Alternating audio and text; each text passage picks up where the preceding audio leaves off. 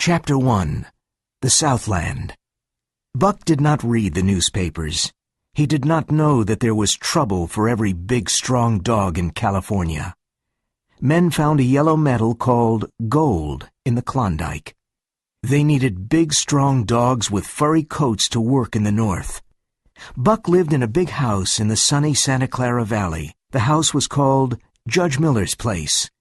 Around the house, there were big gardens, fruit trees, and horses.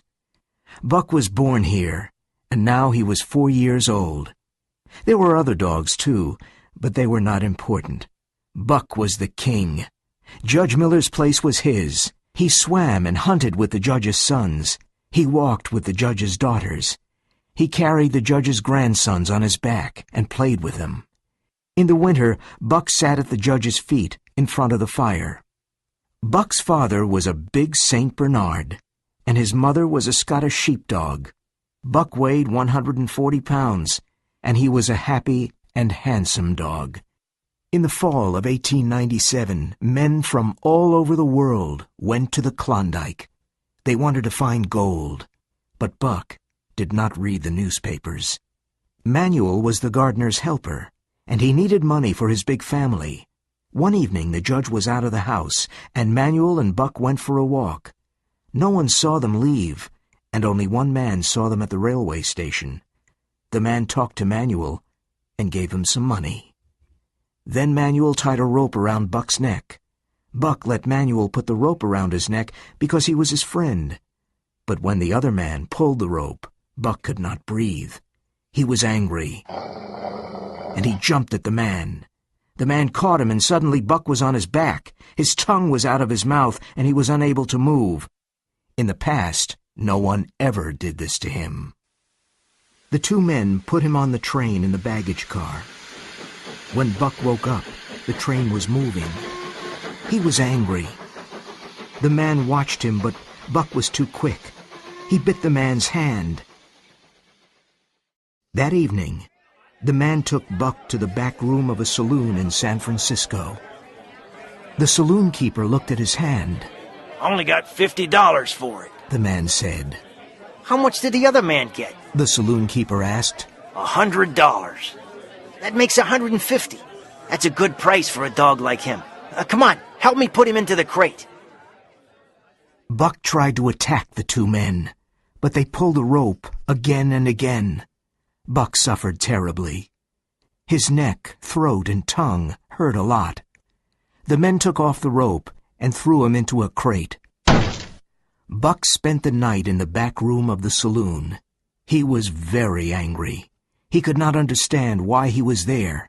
What did these strange men want? Why was he a prisoner in a crate? Where was the judge? The next morning, 4 men took the crate to the railway station. They put it on a train that was going to the north. For 2 days and 2 nights, Buck did not eat or drink. He was confused and angry. Men on the train laughed at him. He threw himself against the crate. He growled and barked at the men. Buck was very thirsty, but he had no water. His tongue and throat were very dry. His eyes were red, and his anger grew. He was glad for one thing. The rope was off his neck. He did not want another rope around his neck. Chapter 2. The Northland. In Seattle, 4 men carried the crate to a garden with a high wall.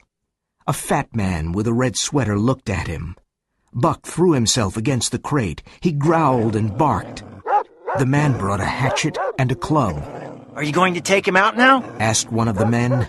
Sure, the man said.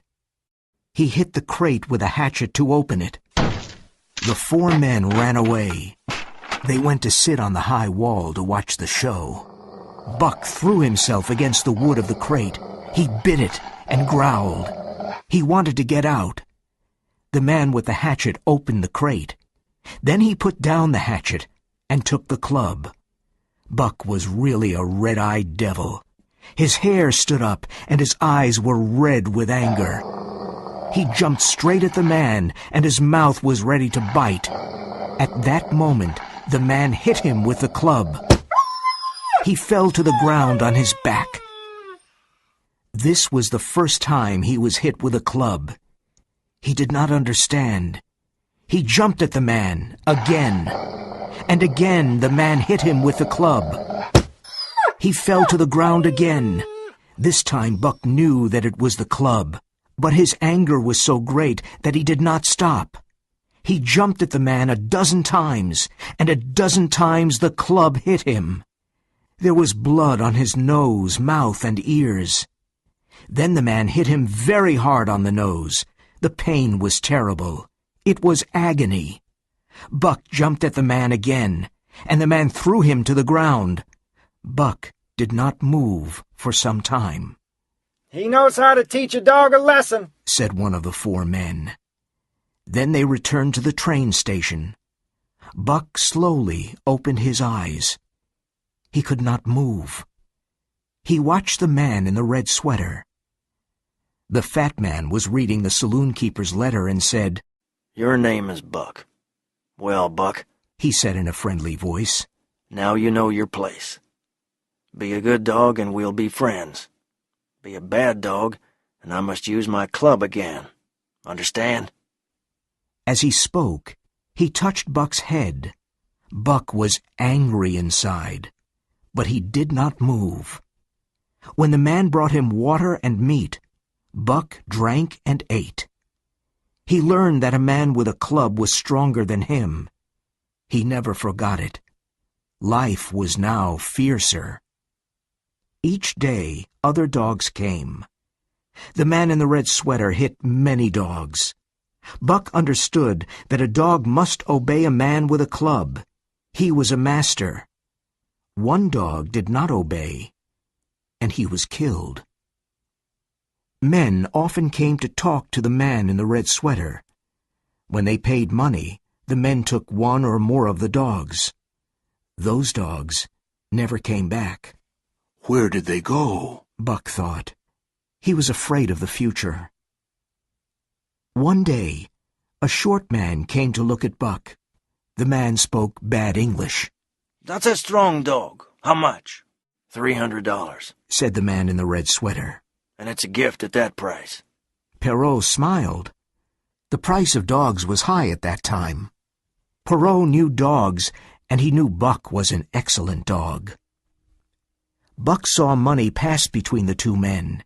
He was not surprised when he and a Newfoundland dog called Curly were taken away by the small man. He took them to a ship called the Narwhal. From the ship, he and Curly looked back at Seattle. It was the last time they saw the warm Southland. Perrault took Buck and Curly to Francois. Perrault was a French-Canadian, but Francois was half Indian and had very dark skin. Buck did not like these men, but he respected them. He learned that Perrault and Francois were calm and fair. They knew everything about dogs. There were two other dogs on the ship. One was a big white dog called Spitz. He seemed friendly, but he was not honest. He smiled when he tried to take Buck's food. Francois was fast and hit Spitz. From this moment, Buck began to like him. The other dog was called Dave. He was unfriendly and always wanted to be alone. Dave ate and slept and was interested in nothing. Day and night the ship sailed. Every day was the same, but Buck noticed that the weather was colder. Finally, one morning the Narwhal's engine stopped. Buck and the other dogs were excited. Something was happening. Francois leashed the dogs and took them outside.